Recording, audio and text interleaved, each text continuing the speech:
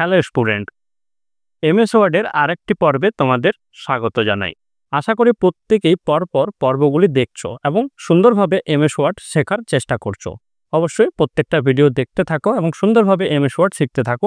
কোনো রকম ডাউট হলে অবশ্যই কমেন্ট বক্সে কমেন্ট করো, আমি তোমাদের অবশ্যই রিপ্লাই করে সেই ডাউট সলভ করে দেব। ঠিক আছে?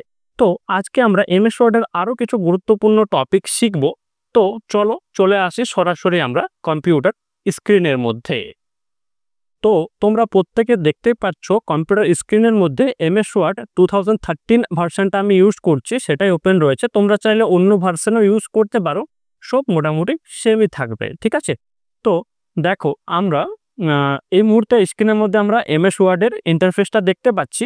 এখন এখানে আমরা শিখব যে কিভাবে আমরা ডেট অ্যান্ড টাইম ইনসার্ট করতে পারি। অ্যাট ফার্স্ট আমরা সেটাই শিখব কিভাবে আমরা এমএস ওয়ার্ড পেজের মধ্যে যে কোনো পজিশনে আমরা ডেট অ্যান্ড টাইম ইনসার্ট করতে পারি। এটা বিভিন্ন প্রয়োজনে আমাদের ইউজ হয়ে থাকে। চলো আমি প্র্যাকটিক্যালি তোমাদের দেখাতে দেখাতে পুরো জিনিসটা ডেসক্রাইব করব।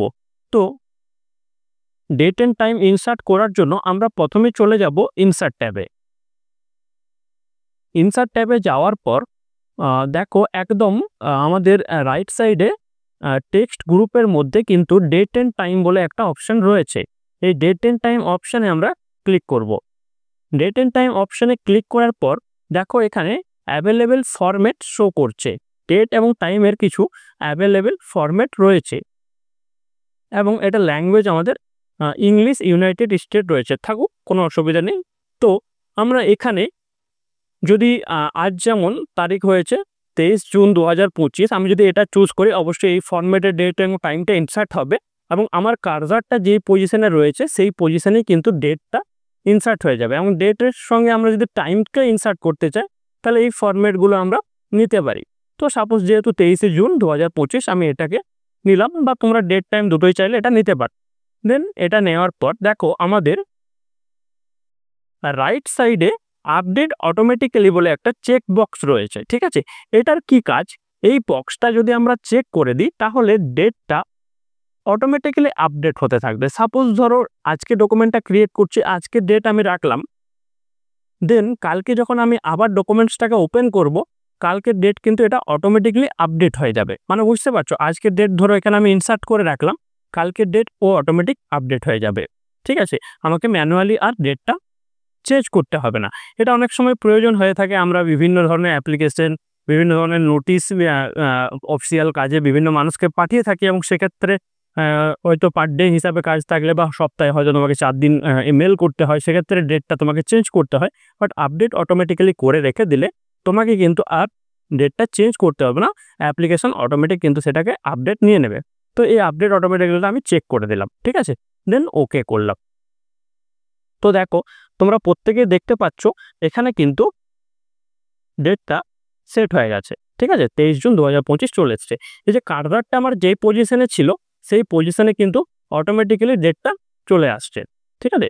তো চলো এর পরের টপিক আমরা জেনে নিই যে এমএস ওয়ার্ডের মধ্যে আমরা কিভাবে ফন্ট স্টাইল চেঞ্জ করব, ফন্ট কালার চেঞ্জ করব, ফন্ট সাইজ চেঞ্জ করব, সমস্ত কিছু। তো সেটা করার জন্য আমরা চলে যাব হোম ট্যাবের মধ্যে। তো প্রথমত আমরা পেজের মধ্যে কোনো একটা টেক্সট লিখে নিই। ধরো আমি আমার ইনস্টিটিউটের নাম লিখছি।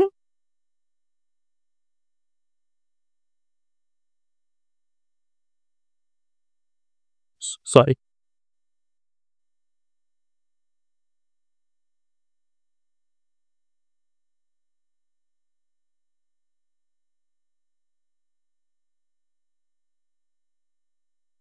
ধরো এটা লিখলাম। এরপর এই লেখাটার font style change, font colour change এবং font size change, underline, italic, bold, এই সমস্ত কিছু আমরা শিখব।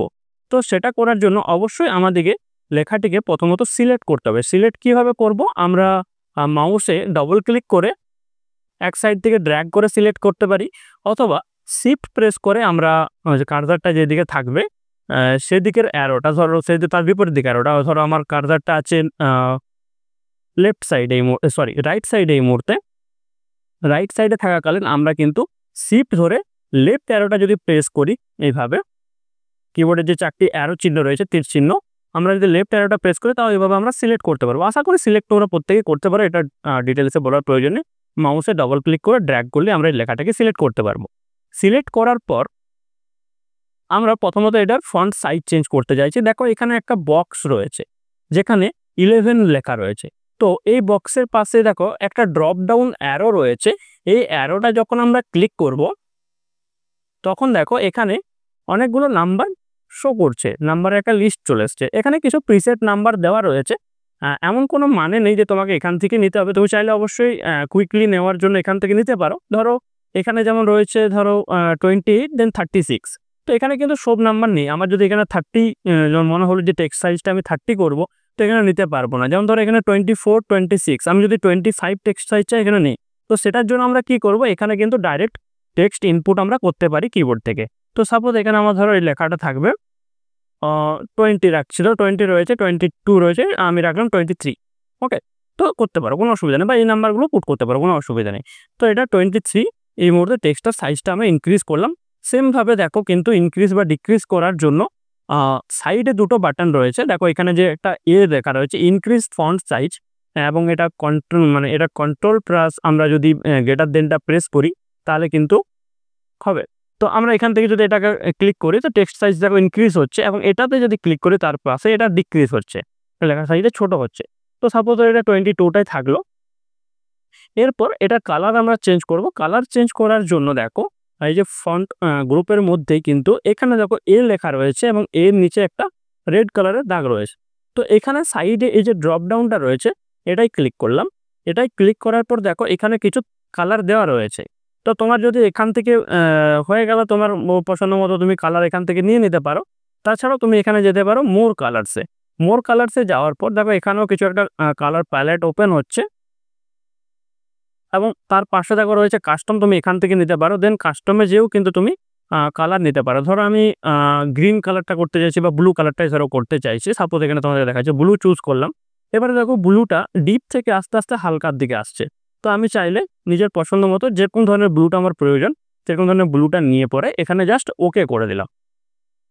তো দেখো এখানে কিন্তু লেখাটা ব্লু কালার হয়ে গেছে। বা তুমি যদি তোমার এখান থেকে পছন্দ হয়ে যায়, এখান থেকে পছন্দ হয়ে গেলে তুমি কিন্তু এখান থেকেও নিয়ে নিতে পারো, ঠিক আছে। তো দেখো আমি এখান থেকে একটা কালার নিয়ে নিলাম। তো এইভাবে আমরা কিন্তু ফন্টের কালার চেঞ্জ করতে পারি। আমি সিলেক্টটা রেখে দিচ্ছি। এবার আমরা ফন্ট স্টাইলটা চেঞ্জ করব। ফন্ট স্টাইল চেঞ্জ করার জন্য আমরা চলে যাব এই যে ফন্ট গ্রুপটা রয়েছে, ফন্ট গ্রুপের মধ্যে এটাকে বলা হয় ফন্ট ফ্যামিলি বক্স।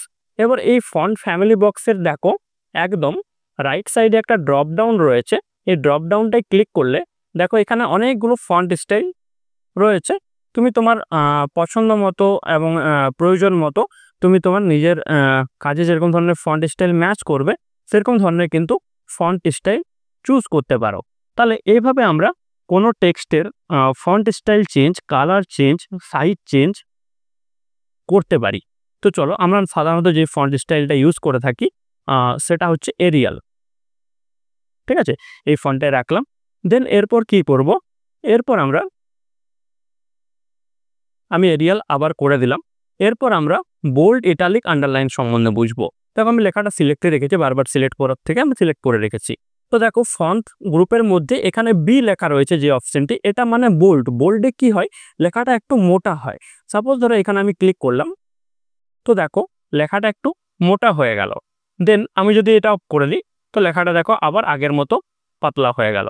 তো এটা বোল্ড। তার পাশে যেটা রয়েছে সেটা হচ্ছে ইটালিক। এটাতে কি হবে, লেখাটা ডান সাইডে একটু হেলে যাবে। দেখো আমি এটা ক্লিক করছি, হালকা ভালো করে লক্ষ্য করলে বুঝতে পারবে লেখাটা একটু ডান সাইডে হেলে যাচ্ছে। এবং তার পাশে যেটা রয়েছে সেটা হচ্ছে আন্ডারলাইন। যদি আমরা এটাই ক্লিক করি তো দেখো লেখাটার নিচে কিন্তু একটা আন্ডারলাইন আসছে, এবং আন্ডারলাইনের পাশে দেখো একটা ড্রপ ডাউন রয়েছে। এটাই ক্লিক করলে আমরা আন্ডারলাইনে কিন্তু অনেকগুলো ভ্যারাইটি বা স্টাইল দেখতে পাচ্ছি। ধরো আমি ডবল লাইনটা চাইছি, তো আমি এটাও চুজ করতে পারি। তো এইভাবে কিন্তু আমরা কোনো টেক্সটের colour, font style, bold, italic, underline করতে পারি। আশা করছি প্রত্যেকে তোমরা বুঝতে পেরেছো। এই পর্বটি এই পর্যন্ত। ভিডিওটি শেষ অবধি দেখার জন্য অনেক অনেক ধন্যবাদ। ভালো থাকবে, সুস্থ থাকবে। জয় কিংট।